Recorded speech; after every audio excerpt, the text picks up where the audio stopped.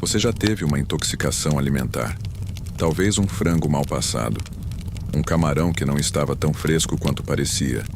Uma maionese que ficou tempo demais fora da geladeira. Lembra da sensação? As cólicas, a febre de 38, o dia inteiro no banheiro. A promessa silenciosa de que nunca mais você comeria naquele lugar. Na Idade Média, isso era uma terça-feira normal. Não estou exagerando. A intoxicação alimentar não era um evento na vida medieval. Era o estado padrão. Era o ruído de fundo de todas as refeições, todos os dias, para todos os estratos sociais. Bem-vindo ao canal. Hoje fazemos uma viagem diferente. Não para os campos de batalha, não para as masmorras, não para as pestilências que já exploramos. Hoje vamos para a cozinha. A cozinha medieval é um dos lugares mais reveladores e mais perturbadores da história. É onde você encontra a diferença real entre ricos e pobres, entre saúde e doença, entre criatividade culinária extraordinária e necessidade desesperada de sobrevivência. E é onde você descobre que comer na Idade Média era uma aventura de risco, todos os dias, para todo mundo. O título desse episódio promete que vamos falar de como comer sem passar mal. Spoiler, não havia garantia, mas havia estratégias, e algumas delas eram mais sofisticadas do que você imagina. Vamos começar. A coisa mais importante para entender sobre comida medieval é uma coisa que você nunca pensa porque nunca precisou pensar. Não há geladeira. Parece óbvio dito assim, mas as implicações são tão profundas que moldam absolutamente tudo sobre como você produz, compra, prepara, conserva e come qualquer alimento. Pense no que tem na sua geladeira agora.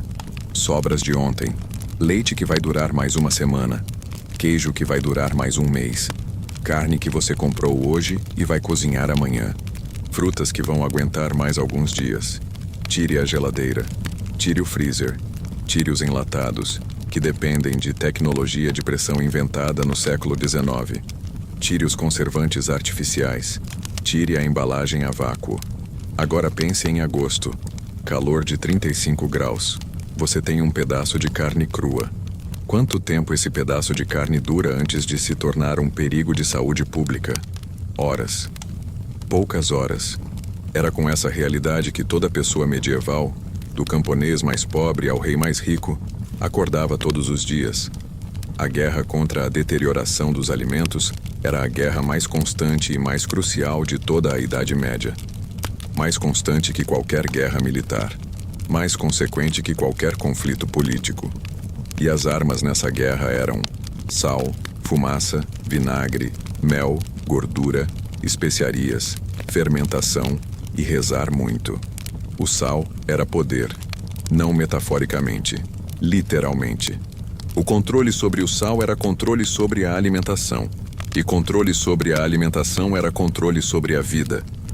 A palavra salário vem de salarium, o pagamento em sal que soldados romanos recebiam ou o dinheiro para comprar sal. Você dizer que alguém vale seu sal vem desse contexto histórico de sal como moeda de valor equiparável ao ouro. Por quê? Porque sal preserva. A salga era a tecnologia de conservação mais fundamental do mundo pré-industrial. Carne salgada, peixe salgado, vegetais em salmoura, manteiga salgada, queijo salgado. O processo de salgar carne era trabalhoso, mas eficaz. Você esfregava sal generosamente em todas as superfícies da carne, depois a colocava em barris com mais sal, comprimia com pedras pesadas para extrair a umidade e esperava.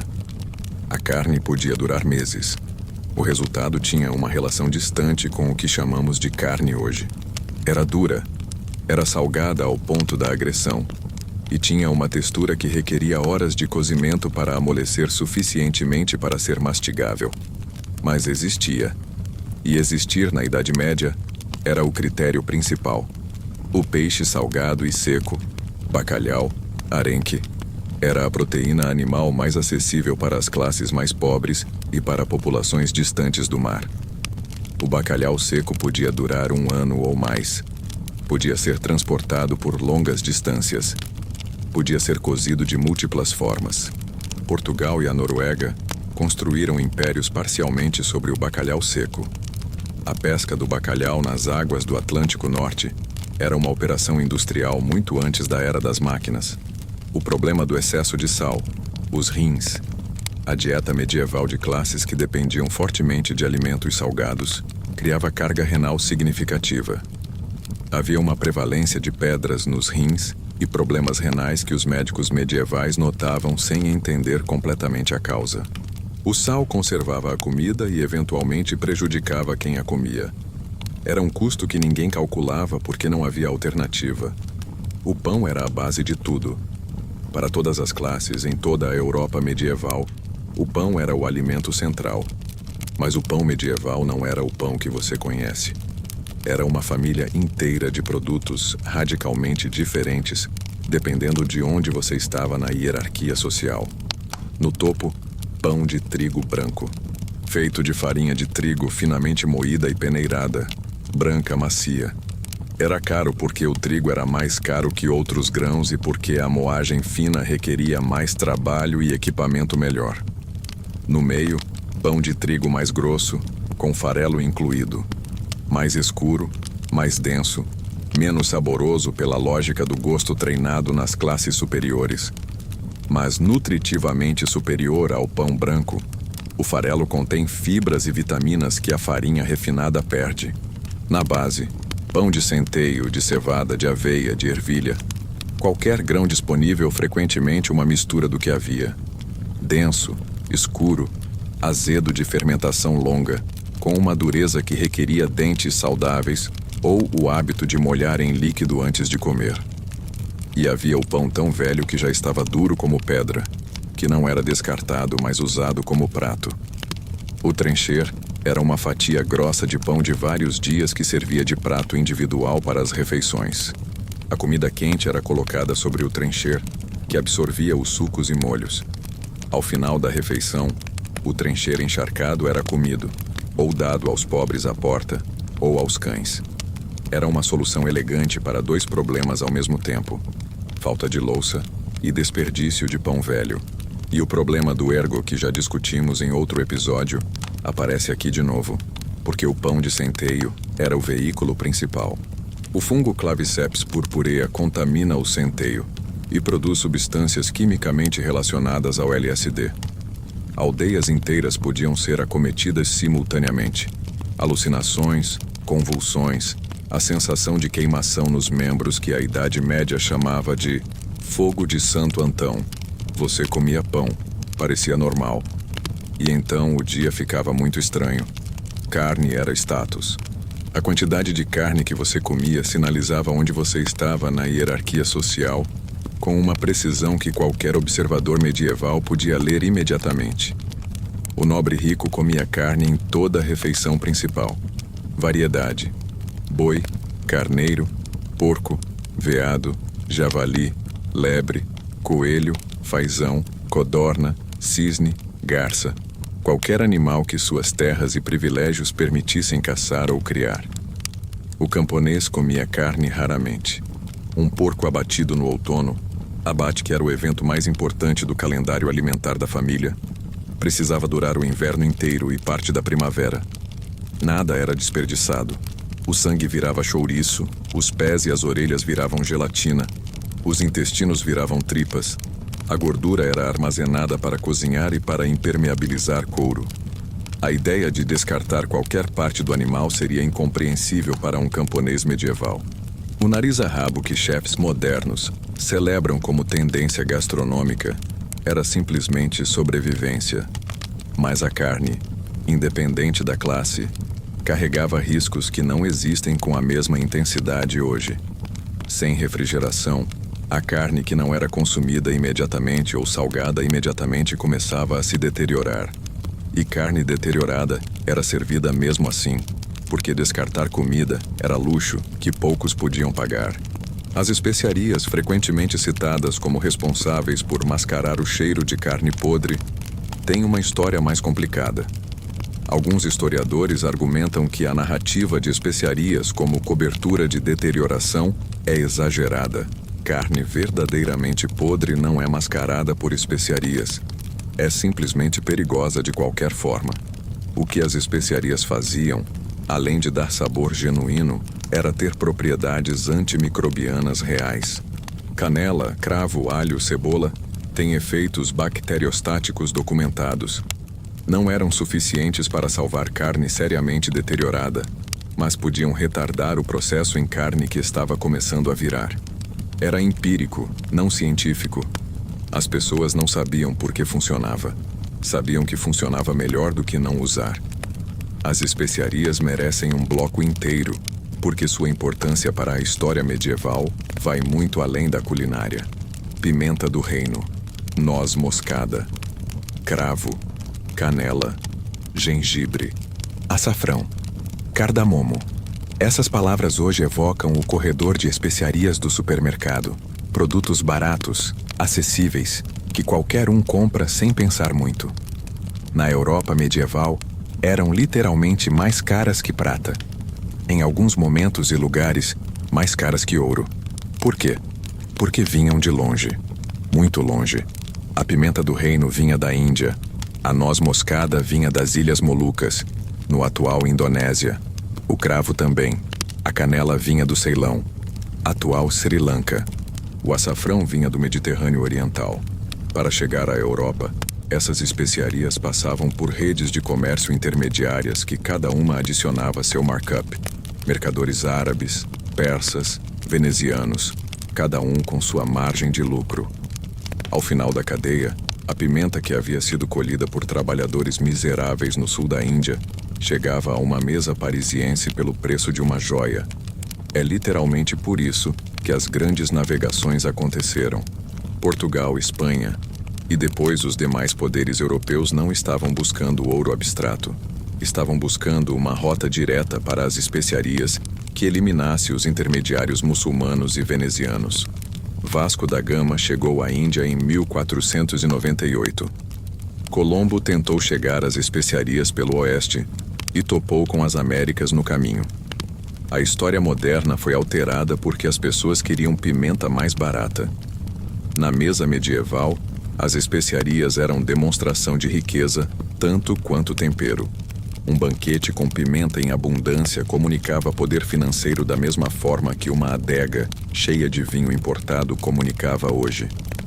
Os vegetais são onde a teoria médica medieval mais se chocava com a realidade nutricional, e onde as classes mais pobres acabavam, por acidente, comendo melhor do que imaginavam.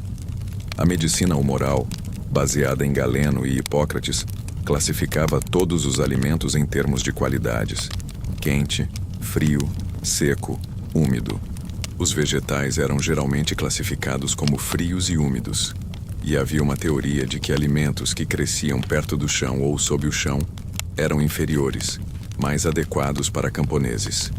Os nobres deveriam comer alimentos elevados, aves que voavam perto do céu, peixes de rio limpo, especiarias que vinham de terras distantes, cenouras, nabos, alhos porós, ervilhas. Essas eram comidas de plebeus pela teoria médica medieval. O que significa que os plebeus comiam muita cenoura, nabo, alho poró e ervilha.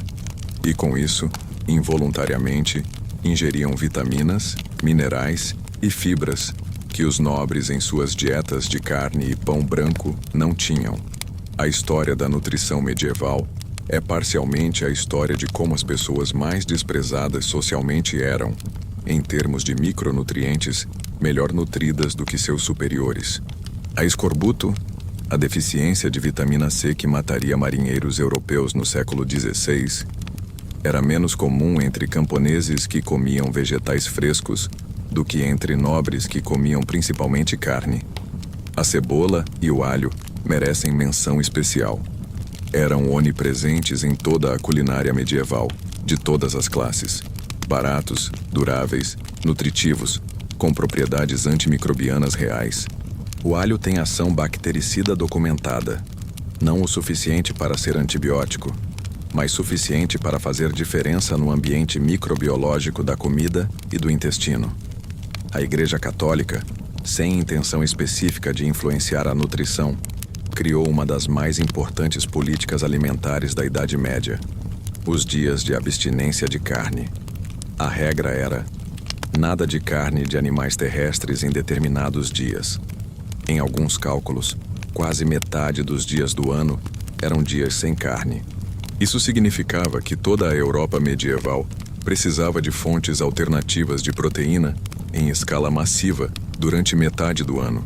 A solução óbvia: peixe. E a demanda criou uma indústria. O arenque do Mar do Norte era o peixe mais democraticamente acessível da Europa medieval. Migrava em cardumes imensos que podiam ser capturados em quantidades industriais, salgados imediatamente no barco e enviados para toda a Europa. O bacalhau seco das águas de Newfoundland e da Islândia era o rei dos peixes de conserva, tão duro que precisava ser demolhado por dias antes de ser cozido, mas com uma durabilidade que outros alimentos não podiam igualar. Havia também a questão de que a Igreja definia peixe de forma generosa, o suficiente para incluir animais que hoje claramente não classificaríamos assim. Castores tinham cauda escamosa que parecia de peixe. Eram considerados peixe para fins de abstinência. Puffins eram peixe. Répteis aquáticos eram peixe. A teologia medieval tinha flexibilidade taxonômica notável quando se tratava de manter proteína na mesa durante a quaresma. A cerveja medieval era diferente da cerveja moderna em aspectos importantes. Primeiro, o teor alcoólico era mais baixo, geralmente entre 1% e 4%. Segundo, não havia lúpulo até o século IX ou X na Europa Central e Norte. Antes do lúpulo, havia o gruit, uma mistura de ervas que variava regionalmente. O gruit podia incluir artemisia, mil-folhas, murta dos pântanos e outras ervas. Algumas dessas ervas tinham propriedades psicoativas leves.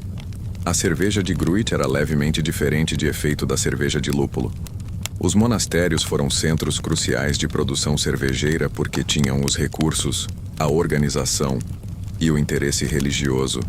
Cerveja para os peregrinos, cerveja para os pobres que recebiam esmola. O vinho, onde estava disponível, carregava prestígio que a cerveja não tinha. Era o produto religioso central, a Eucaristia. E frequentemente era especiado.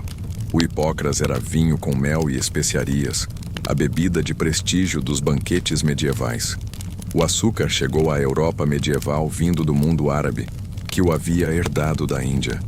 E chegou não como alimento, mas como remédio. As primeiras farmácias medievais europeias tinham açúcar em suas prateleiras, ao lado de ervas medicinais.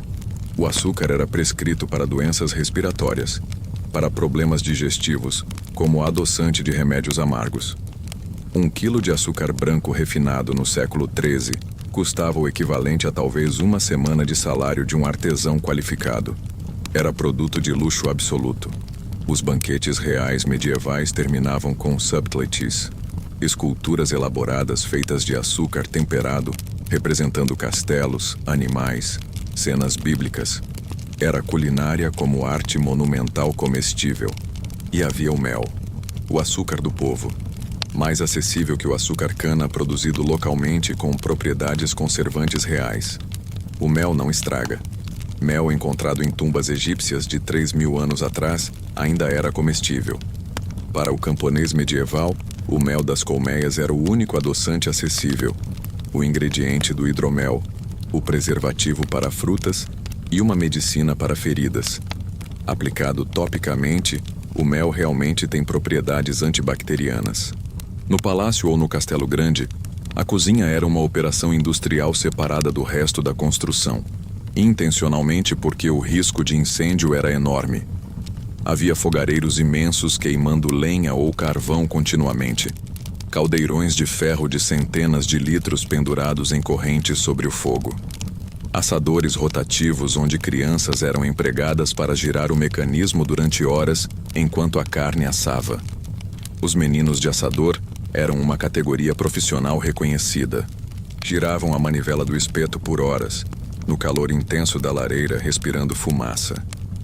Queimaduras eram tão comuns entre os trabalhadores de cozinha medieval que eram consideradas simplesmente parte da profissão.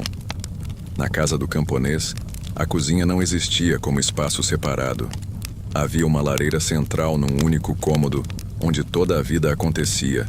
Dormia-se, criavam-se animais no inverno e cozinhava-se sobre o mesmo fogo.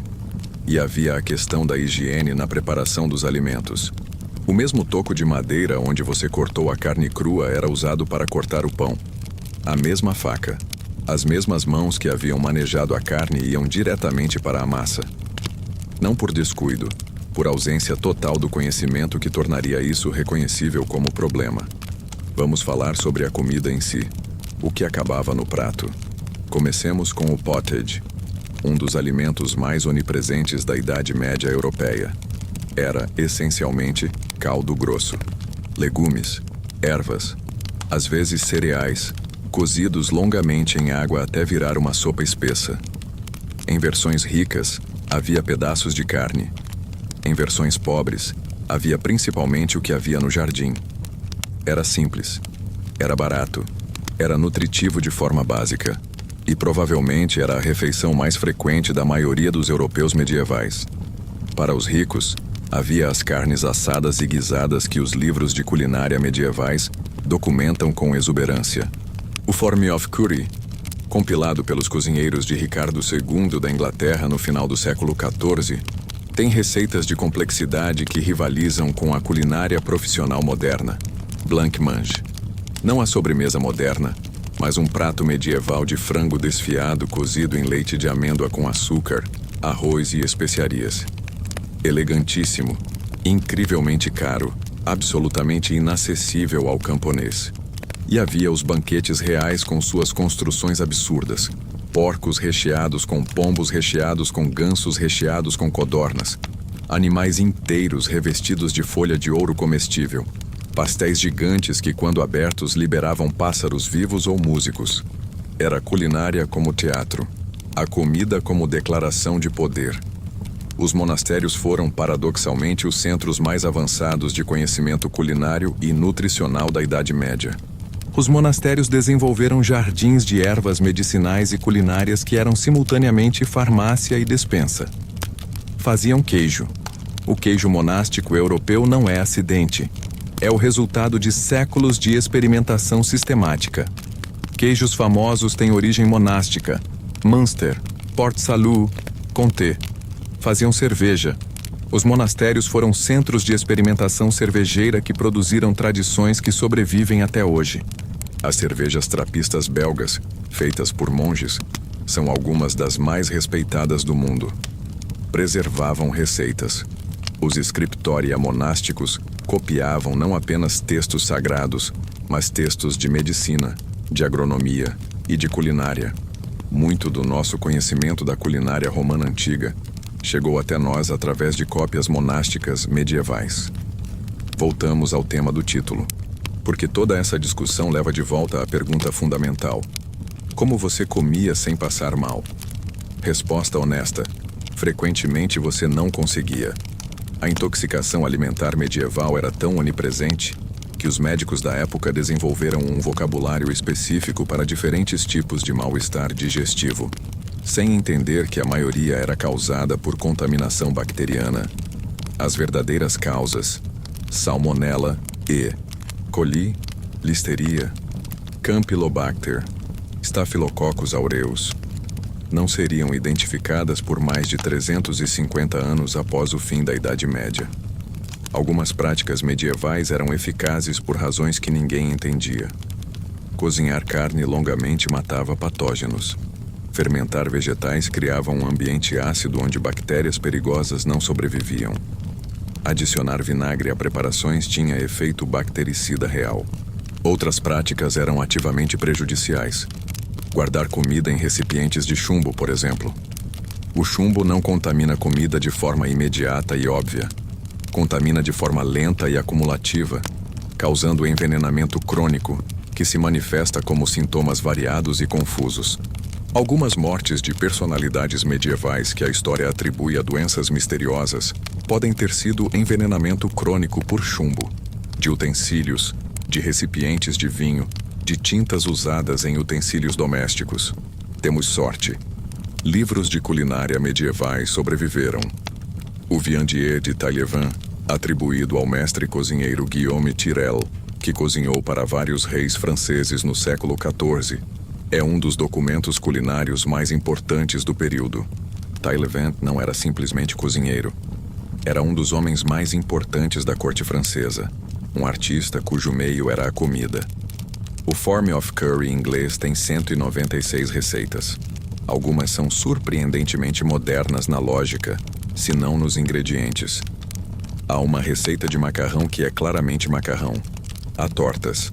Há saladas medievais, com ervas frescas, vinagre e azeite. Mas há também coisas que revelam a distância entre o gosto medieval e o moderno.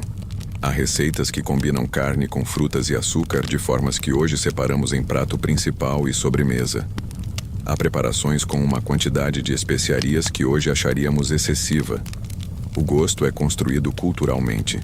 O que parece natural ou equilibrado em termos de sabor é o resultado de séculos de hábito treinado.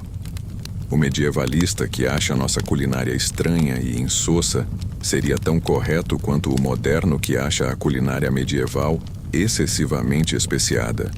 A refeição medieval não terminava com a sobremesa, terminava com o que a medicina humoral considerava essencial para a digestão correta.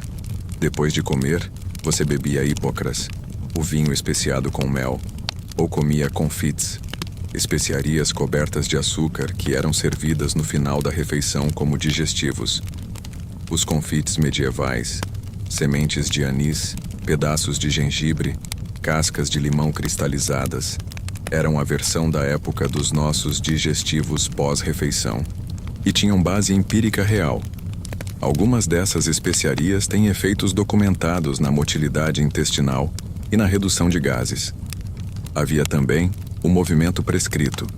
A medicina medieval recomendava uma caminhada leve após a refeição, o mesmo conselho que médicos modernos às vezes dão para controle glicêmico após comer. Então, como era comer na Idade Média? Dependia de quem você era. Se era rico, comia abundante, variado, especiado, elaborado, caro, e ainda assim com risco real de intoxicação porque ninguém entendia bacteriologia. Se era pobre, comia pão, pottage, vegetais, ocasionalmente peixe ou pedaços de porco, tudo conservado em sal ou seco, com sabores que a monotonia tornava familiares e que a fome tornava aceitáveis mesmo quando não eram bons. Todo mundo comia com as mãos ou com faca ou com colher. O garfo só se popularizou no final da Idade Média vindo da Itália. Todo mundo bebia cerveja ou vinho porque a água era risco. Todo mundo tinha alguma versão de intoxicação alimentar regularmente porque não havia alternativa. E ainda assim, e esse é o ponto que eu quero deixar, havia prazer. Havia cultura culinária genuína. Havia criatividade dentro das limitações. Havia o cozinheiro que encontrou a combinação perfeita de especiarias para aquele prato. Havia a mesa que reunia a família.